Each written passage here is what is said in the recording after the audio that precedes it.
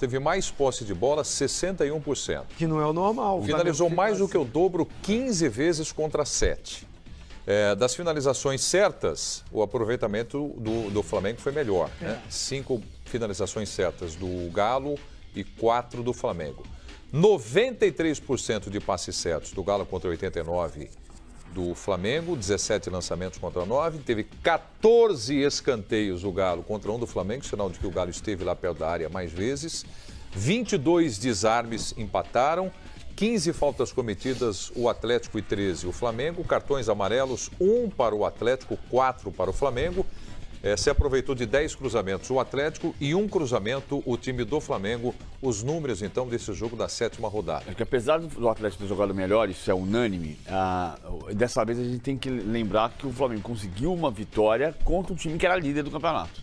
Porque qual era a crítica que se fazia 2 rodadas atrás quando o Flamengo liderava o campeonato? O Flamengo pegou só os rabeiras, pegou só os times que vieram da 2ª divisão. O Internacional pegou o Vitória, pegou os times que estavam brigando na parte de baixo. E eu acho que jogou bem, por exemplo, contra o Ceará. Não é fácil ganhar do Ceará lá, embora o Ceará esteja numa situação delicadíssima no campeonato. Hoje, estamos falando do Flamengo, que lidera o campeonato de novo, né, depois de ter ficado uma rodada sem a primeira posição. É o líder com o menor número de pontos desde 2004, mas líder porque ganhou do líder.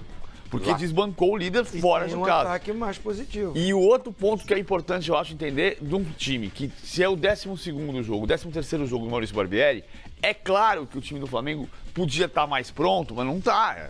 O Carpegiani foi demitido há menos de 3 meses. O Flamengo esse ano perdeu para o Fluminense com time reserva, perdeu para o Macaé com time misto, perdeu para a Chapecoense com time misto, e o time titular do Flamengo perdeu um jogo esse ano, que foi o jogo pro Botafogo. Então, se o time não perde, alguma coisa foi tem. O jogo que o Carpegiani caiu, o Carpegiani foi demitido. E aqui o clássico de novatos, né? Porque você tem o Barbieri de um lado e tem o Largue do outro Os lado. dois interinos. São 2 novatos. Os dois que não estão confirmados como técnicos. Eu ia chegar nisso aí, essa história de interino. O Simon já corrigiu a gente hoje aqui, porque nunca fala de preservar árbitro. O Simon já puxou a orelha de todo mundo, só fala em botar na geladeira, botar no freezer. Com relação a técnico também, a gente discute bastante a questão do interino. Quando ele começa a ganhar, se classifica na Libertadores, assume a liderança do Campeonato Brasileiro, não se fala mais desse negócio de interino também, né? Não se discute mais isso. Não, eles são... O Largue tem 5 jogos a mais do que teve Oswaldo de Oliveira, que não era interino. Então, é o técnico do time. Os interinos estão indo bem e os que são confirmados como técnicos estão indo mal. Então, todos eles, na minha opinião, são interinos. Se não tiver resultado... Menos o Abel. Mas o Abel... Se eles não, capítulo à parte, vamos falar já do Abelão. Se eles não tiverem resultados, eles vão sair. Quer dizer, mas o Atlético usou o fator campo, pressionou, criou, mas faltou o homem para pôr a bola para dentro. O Roger Guedes, apesar de ser artilheiro do campeonato, o homem-gol é o Ricardo Oliveira. Né? E ele fez falta ontem, porque o número de finalizações, posse de bola, né? Tudo dava a entender que se ele tivesse em campo, cruzamentos, se ele tivesse em campo, o Atlético poderia ter tido uma melhor sorte. Agora, a estratégia do Maurício Barbieri, não sei se foi... essa palavra está na moda, né? Sofreu, mas ganhou. Não, o Everton Ribeiro foi diferente. Eu lembrei disso, quando começou o programa, que o Everton Ribeiro diz assim, como é que ele não usou a frase da moda saber sofrer. Saber sofrer. Ele falou, a gente tomou um sufoco, eles sufocaram a gente, mas a gente conseguiu suportar. A gente conseguiu suportar. Não soube sofrer. E conseguiu ganhar no contra-ataque.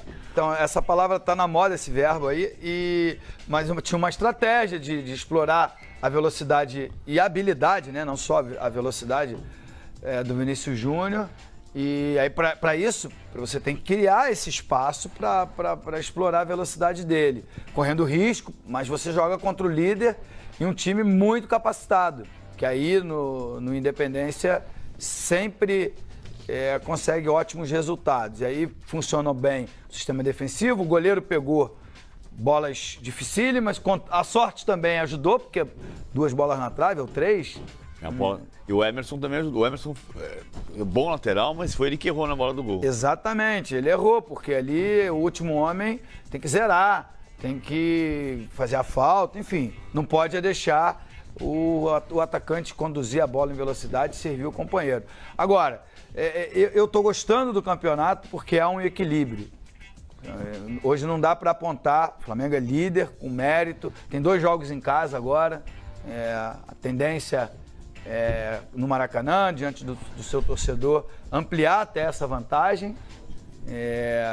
Agora, um campeonato muito equilibrado que não dá para apontar quem vai ser o vencedor, né? Porque quando acabar a Copa do Mundo, o calendário vai ficar mais apertado ainda, entre Libertadores, Copa do Brasil e Campeonato Brasileiro. Então tá aí a vitória do Flamengo, a liderança do campeonato e, como disse o Edmundo, vai ter os jogos agora em casa. Tem a partida no Maracanã. O Maracanã que foi criticado, o gramado do Maracanã foi duramente criticado pelo Abel Braga. E o Abel tem toda a razão de criticar. Olha assim, o Fluminense, o jogo passado, o jogo de ontem não tem o boletim financeiro ainda. O jogo da semana passada, o Fluminense tem um contrato diferente do que o Flamengo vai ter e ele paga 100 mil reais de custos de despesas, de luz, de água, enfim. Mas ele gastou para jogar no Maracanã semana passada 450 mil reais aproximadamente e arrecadou 228. Ele saiu com prejuízo de mais de 200 mil reais. E aí você não... Eu pago para jogar no estádio e ainda não tenho condição de jogar com conforto e com gramado que é o mínimo. Então, é claro que tem que cobrar, sim. O Flamengo pega o Bahia na quinta, no Maracanã, como o Edmundo falou, e no domingo o Corinthians. Os dois no Maracanã. Eu gostaria muito de ver esses números, PVC, essas contas, porque você tem razão. Como é que você paga uma fortuna e não tem no mínimo, o mínimo que é o gramado em condições?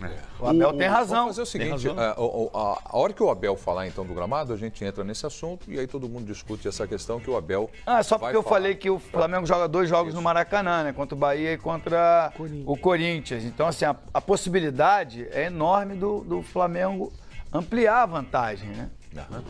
Simon, com relação à vitória do Flamengo fora de casa, alguma coisa a destacar de arbitragem? Nenhuma, a não ser os méritos do árbitro, um dos principais árbitros do futebol brasileiro, Anderson Daronco. Ele, juntamente com o Rafael Claus, na minha opinião, são os 2 melhores árbitros do futebol brasileiro. Jogo difícil, não é um clássico nacional, que é o Flamengo com o Atlético Mineiro. A arbitragem andou muito bem. Perfeitamente. Vamos agora então para o jogo do Allianz Parque do sábado à noite.